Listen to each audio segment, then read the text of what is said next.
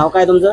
मधुकर शंकरराव निकम. बरं. आमदार कोण होईल मेकर मतदारसंघाचा? संजय रायमुळे. त्याच्यामुळं कामं चांगले करेल त्यांनी. तरी एक दोन कामं गावात तुमच्या. खोलीकरण केलं नदीचं. इथं पूल सँक्शन करून आलं नदीवर. बरं. ते बाकीचे उमेदवार आहेत ना निवडणूक रिंगणात, त्याचा काय अनुभव आहे आपल्याला? उद्धव बाळासाहेब ठाकरे अपक्ष, पण वंचित. ते सगळे नवीन आहेत ना, नवीनचा काय अनुभव आहे? आता हे आमचे नेहमीचे म्हणजे शिवभाऊ आहेत आमचे. आमदार साहेब तुमची ओळख आहे का? 100% ओळख म्हणजे काय आहे? गावात येतात का? येतात नेहमी. आमदार साहेबांचं शेत आपलं धुरेल धुराची. बरं. नाव सांगा तुमचं. मधुकर ठोबा सरोदे. आपल्या मेकरचे विधानसभाचे आमदार कोण होणार आहे? रायमुळकर होतील असं अंदाज वाटते बा आम्हाला. का बरं अंदाजा का बरं वाटते? आता अंदाजात आहे, जसं बरेच वर्षापासून विकास कामं करून राहिलेत म्हणून अंदाज वाटतो. आणि नवीन माणसानं का आता येणं म्हणजे अवघड आहे, कारण ते काहीच करेल नाही, ते कसे काय येतील लवकर. त्याला जड जात आहे त्या माणसाला नवीन यायला. सौ ज्योती प्रताप धोंडगे, अंगणवाडी सेविका, बालेगाव क्रमांक 1. आपले आमदार कोण होणार ह्या विधानसभाचे? मेकर आमदार तर आम्हाला वाटतं आमच्या मनानं की जसं रायमुलकर साहेबच होतील, पण मग आता त्याच्या काय सांगता येतं पुढचं समजा, पण आमची इच्छा आहे जसं रायमुलकर साहेबच व्हावं. अंगणवाड्यासाठी काय त्यांनी योजना आणल्या? अंगणवाड्यासाठी भरपूर योजना आणल्या. आम्हाला अंगणवाडी नव्हती तर ते झाल्यानंतर अंगणवाडी बांधून भेटली. पुन्हा भरपूर आरो भेटला, टीव्ही भेटली, त्यांच्या याच्यात तर भरपूर भांडे भेटले, चांगलं भेटलं सामान. मानधनात पण वाढ झाली. शिंदे सरकारनं पण समजा आम्हाला लाडक्या बहिणीची योजना दिली. लाडका बहिणीचे पैसे आले तर तुम्ही ते म्हणजे तुम्हाला कसं वाटलं? चांगलं वाटलं, आनंद वाटला. ती योजना कंटिन्यू राहायला पाहिजे का असं वाटते का तुम्हाला? आणि राहील का? राहायला पाहिजे आणि आमच्या मालाला भाव पण पाहिजे शेतकऱ्याचे. सांगा मामा तुमचं नाव. प्रताप शेषराव धोंडगे, भालेगाव. आपल्या मेकर मतदारसंघाचे आमदार कोण होणार? रायमुळकर. का बरं होणार? का बरं होणार म्हणजे आता आमचा शिवभाऊ आहे आणि आमचा संबंध पूर्वीपासून आहे. का बरं? का बरं म्हणजे बाकीचे पण तर आहेत ना. बाकी आहेत ना सगळे असतील ना. आता त्यांचा आमचा परिचयच नाही. वंचितले कोण हे आम्हाला माहित नाही, हे बाकीचे कोण आले हे आम्हाला माहित नाही. काय केलं त्यांनी? काय केलं म्हणजे बरंच कामं केली त्यांनी. तरी काय केलं? तरी काय केलं, आता तुम्ही इकडून आल्या ना, हा. स्वामी समर्थाचा मंडप दिला, तो वरचा दिला एक मारुतीचा, हरी रोड दिली, विहीर दिली, नळ योजना दिली. अपक्ष पण आहेत ना. आहेत ना. मग काय तुम्हाला काय वाटते, ते येतील का नाही येतील? नाही, 100% संजय रायमुळकर येतील. 101%. ते बी भरघोस मताने येतील. नाव सांगा तुमचं. संगीता अशोक धोंडगे. हा? संगीता अशोक धोंडगे. लाडक्या बहिणीचे पैसे तुम्हाला आले का? हो. आणि आपले आमदार कोण होणार आपल्या विधानसभाचे? रायमुळकर. रायमुळकरच होणार. बरं, त्या योजनेचा लाभ कंटिन्यू राहायला पाहिजे का असं वाटते का तुम्हाला? हो.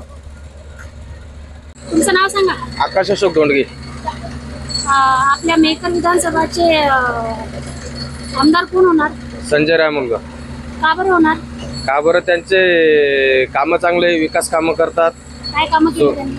भरपूर कामं केली त्यांनी. आमच्या गावात स्मशानभूमीचं सुशोभीकरण केलं, गायरांची भीत केली, असे भरपूर कामं आहेत. सभा मंडप वगैरे, तलाठी कार्यालय.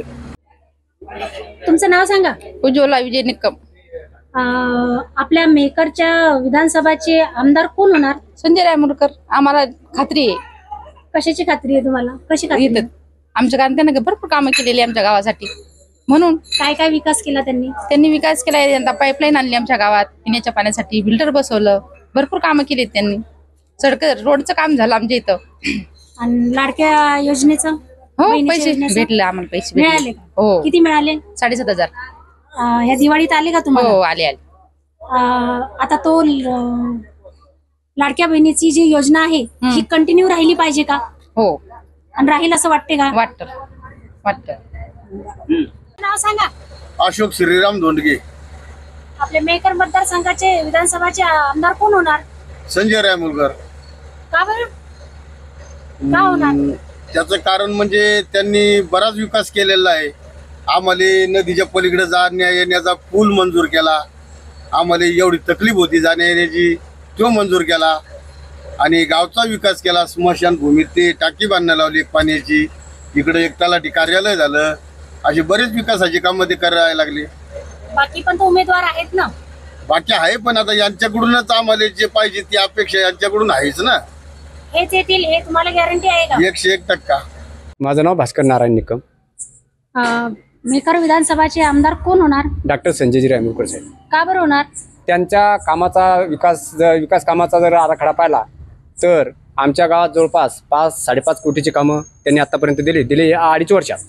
आणि आमच्या गावातच नाही तर पूर्ण मतदारसंघात त्यांचे जवळपास 4.5 कोटीची कामं त्यांनी या मतदारसंघात केले. आणि आमदार साहेबाचं काम म्हणजे असं हे काम आहे की विरोधक जरी असला तरी त्यांचं ते काम करून देतात. आणि त्यांचा जो विकास करण्याचा हे म्हणजे स्पीड आहे हा दुसऱ्या कोणत्याही, मी तरी सांगतो की आपल्या महाराष्ट्रातील कोणत्याच आमदार साहेबात इथला स्पीड हा कोणत्याच आमदारात नाही. त्यामुळं हे आमचे रायमुरकर साहेब म्हणजे हे आमच्या गावासाठी एक आमच्या गावातील कुटुंबातील एक घटक म्हणजे त्याला म्हणायचं म्हणजे एक सदस्य म्हणून ते आमच्या गावाशी त्यांचं हे जोडलेलं नातं हे फार पूर्वीपासूनच आहे. आणि आता जे सांगायचं झालं तर आमच्या गावामध्ये जे कामं झाले, जलजीवनचं काम आहे, सभामंडप आहेत, पांदन रस्ते आहेत, आणि जवळपास आमच्या नदीतून भालेगाव नांद्रा हा जो रस्ता होता या रस्त्यावरचा जवळपास 3.5 कोटीचा पूल त्यांनी मंजूर केला. त्यामुळं आमच्या या गावातून चिखलीला जाण्यासाठी जो 15 ते 20 किलोमीटरचा फेरा होता हा जवळपास निश्चितच त्यांनी या पूल झाल्यामुळं हा सर्व मतदारसंघातील लोकांसाठी अतिशय फायद्याचा ठरला. लाडक्या बहिणीचे पैसे तुमच्या घरच्यांना आले का? हो, आले. आमच्या घरच्यांचे म्हणजे माझ्या कुटुंबातील माझी मुलगी, आमचे मिसेस हे जवळपास यांना पूर्ण पैसे 7,500 रुपये आले. आणि आताच नुकतीच काल परवा शिंदे साहेबांनी जी घोषणा केली की बा 1,500 भेटत होते ते आता 2100 रुपये भेटतील. म्हणून मी सांगतो की येणाऱ्या पुढच्या काळात महायुतीचं सरकार येणार आणि परत एकदा एकनाथ शिंदे साहेब हे महाराष्ट्राचे मुख्यमंत्री होतील. आणि तसेच आपल्या मेकर मतदारसंघाचे आमदार हे सर्व म्हणजे महाराष्ट्रातून 1 नंबरची सीट ही आपल्या मेकर तालुक्याची राहील आणि त्यांना लवकरच लाल दिवा भेटल अशी आम्ही सर्व गावाच्या वतीनं असं नाही तर मतदारसंघाच्या वतीनं मी गजानन महाराजाच्या चरणी प्रार्थना करतो. आणि लवकरच भाऊंना लाल दिव्याची गाडी घेऊन ते पहिला सत्कार स्वीकारण्यासाठी ते भालेगावात येतील अशी मी ईश्वराजवळ प्रार्थना करतो. सर्व वाचकांना कळवण्यात अत्यानंद होत आहे की साई दैनिक, साई संध्या, दैनिक विदर्भ सत्यजित हे दोन्ही वर्तमानपत्र ई पेपरच्या माध्यमातून सामाजिक, शैक्षणिक, सांस्कृतिक, साहित्यिक, आध्यात्मिक, राजकीय, शासकीय, प्रशासकीय, खेळ, कला, क्रीडा अशा विविध क्षेत्रातील घडामोडींसोबत सर्वसामान्य, कष्टकरी, शेतकरी, व्यावसायिक, नोकरदार अशा विविध जनमानसांच्या समस्यांच्या बातम्या प्रकाशित करून शासनापर्यंत पोहोचवण्याचं अविरत काम सातत्याने करत आहे. आपल्या या प्रसार माध्यमांना महाराष्ट्र राज्याच्या कानाकोपऱ्यातून उत्तमरित्या चांगला प्रतिसाद मिळत आहे. कविता, लेख, धार्मिक साहित्य यांच्या माध्यमातून देखील धार्मिक संस्कृतीचं जतन केलं जात आहे. वाचकांकडून चांगला प्रतिसाद मिळत असून याचबरोबर दैनिक Vidarbha Satyajit YouTube news channel व दैनिक विदर्भ सत्यजित न्यूज पोर्टल हे प्रसार माध्यम सुद्धा सुरू आहे. हे सर्व समस्त वाचक, जाहिरातदार बंधू भगिनी आणि आमचे प्रतिनिधी व संपादक मंडळाच्या सहकार्यामुळे शक्य होत आहे. वाचकांकडून मिळत असलेल्या उत्तमरित्या प्रतिसादाबद्दल संपादक मंडळ आपले आभारी आहे. बातम्या व जाहिरातीसाठी संपादक उद्धव फंगाळ, मोबाईल नंबर 95 11 44 61 11.